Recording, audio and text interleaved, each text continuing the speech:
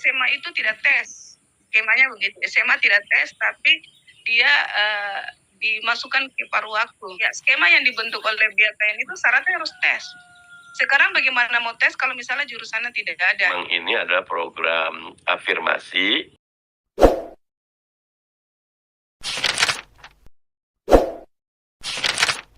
Coba bertanyakan ke tingkat BKD-nya. Mengingat kuota yang diberikan ini terlalu minim, tapi jawabannya adalah berkaitan dengan anggaran daerah. Ya, jadi ini artinya kita kan ingin sejalan, bukan berarti kita mau terlalu memasuki atau mencampuri urusan kedinasan atau pemerintah setempat, tetapi setidaknya kita bisa bersinergi begitu. Itu yang kami diskusikan sama Bunda Nurbaiti waktu berkunjung ke Raha. Jadi kami masuk secara kekeluargaan, pertanyaan itu ya kuota terkait anggaran 75 orang. Yang jadi pertanyaan dasar saya terkait kesempatan yang diberikan secara besar-besaran secara nasional oleh pusat atau yang telah diperjuangkan secara undang-undang oleh bapak-bapak di pusat sana, bagaimana dengan syaratnya kan harus tes. Ya, skema yang dibentuk oleh BKN itu syaratnya harus tes. Sekarang bagaimana mau tes kalau misalnya jurusannya tidak ada, itu satu. Selanjutnya misalnya taruhlah sudah bisa tes. Tetapi ketika tes misalnya kuotanya kan 75, terusnya misalnya ini sambil contoh misalnya 100 lah, enggak usah sebut ribuan, misalnya 100. Terusnya lebihnya yaitu yang 25.000 itu mau kemana? Misalnya dia tidak lolos di jatah 20 orang itu, nantinya dia dipendiknya kemana? Misalnya ke paruh waktu, taruhlah jatuhnya ke paruh waktu. Nah, berdasarkan juga yang kami pertanyakan, katanya paruh waktu SMA itu tidak tes, skemanya begitu. SMA tidak tes, tapi dia dimasukkan ke paruh waktu. Nah, di paruh waktu ini kami pada kesempatan ini mau bertanya, bagaimanapun bapak-bapak adalah perancang undang-undang untuk semua yang kami pertanyakan ini. Nah, sekarang kalau berbicara plus minusnya terkait dengan posisi pada akhirnya teman-teman lama menunggu dan diuntungkan dengan adanya undang-undang kesempatan tes mulai dari SD sampai dengan sarjana bagi para honorer yang terdaftar di tahun 2022 itu. Nah, terkait paruh waktu ini, terkait pendanaannya, yang saya dengar di sini ketika kami berkunjung ke BKD, itu jawabannya bahwa itu adalah APBD, dianggarkan di APBD. Nah, sekarang yang jadi pertanyaan, bagaimana dengan APBD yang lagi merosot? Gitu. Tentu susah. Artinya kita mau berbicara takutnya kayak mau mencampuri urusan pemerintah. Tetapi yang mengatur kami kan gitu. Tapi ketika kami tidak berbicara, kami juga kan manusia. Kami juga kan punya logika. Kami juga kan punya pendidikan. Sehingga kami mempertanyai itu. Bicara kerja, kesempatan kerja, kita bisa dibilang sama, bahkan lebih. Untuk di Kabupaten Muna, itu yang bekerja dalam sebuah kantor, kalau bicara kantor besar itu pada umumnya rata-rata di daerah itu adalah Dikbud. Saya bicara mohon maaf bagi pemerintah yang mendengar live ini. Nah, itu sudah banyak kan yang honorer yang bergerak, karena sudah banyak yang pensiun. Sekarang taruhlah pemerintah dengan sikapnya bahwa dia mengedepankan istilahnya tes-tes yang mengandalkan kemampuan, tetapi pada akhirnya kan kita ada banyak kemudahan-kemudahan, terutama juga para honorer banyak dapat afirmasi terkait itu skema yang dibentuk oleh BKN, alhamdulillah.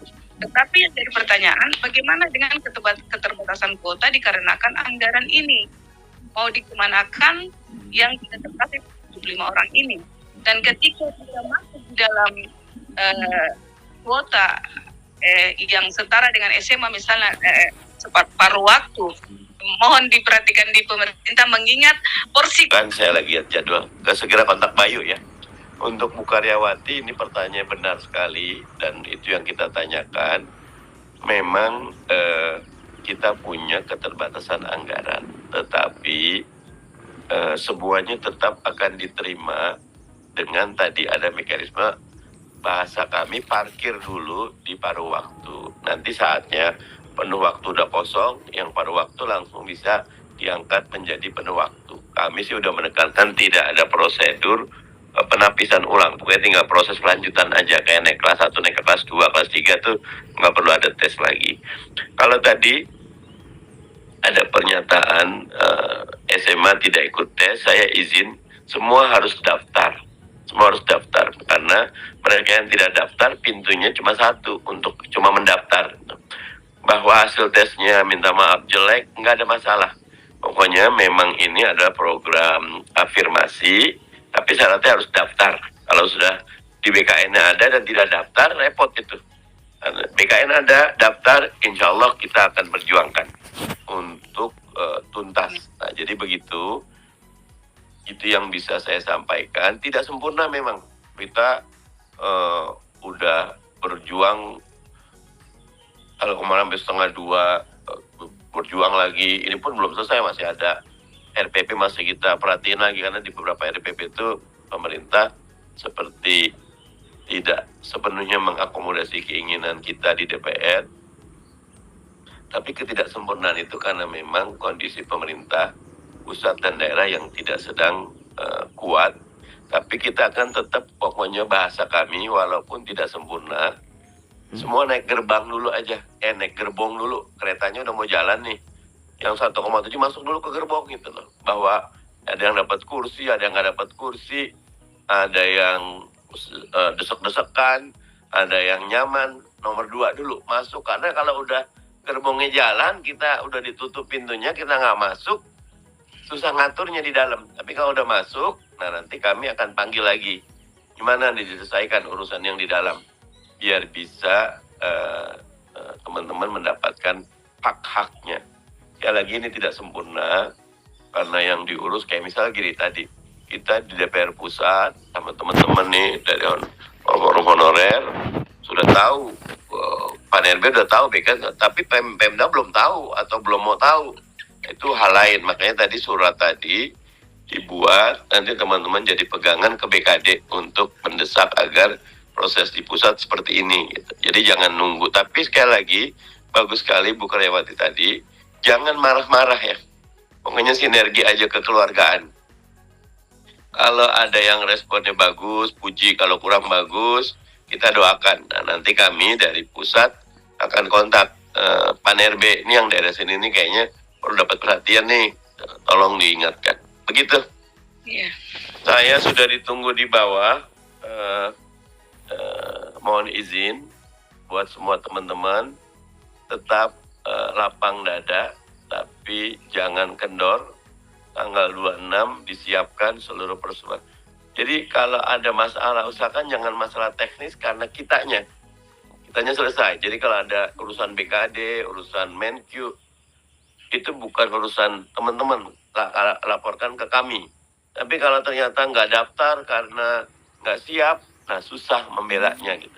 Nah, Nur tadi sudah memberikan beberapa pekerjaan, apa saja yang bisa dikerjakan dengan forum honorer kita ini. Sekali lagi, terima kasih buat semua yang berjuang semoga dimudahkan, yang jadi panitia ini dibalas dengan balasan terbaik dari Allah Subhanahu wa taala, dan mudah-mudahan di Desember 2024 semua honorer ini sudah ada kepastian untuk menjadi tenaga P3K dengan mendapat NIP semuanya. Begitu. Mudah-mudahan bisa sedikit memberikan tambahan, belum selesai, tapi kita kawal bersama. Dari saya cukup sekian, mohon maaf kurang lebih.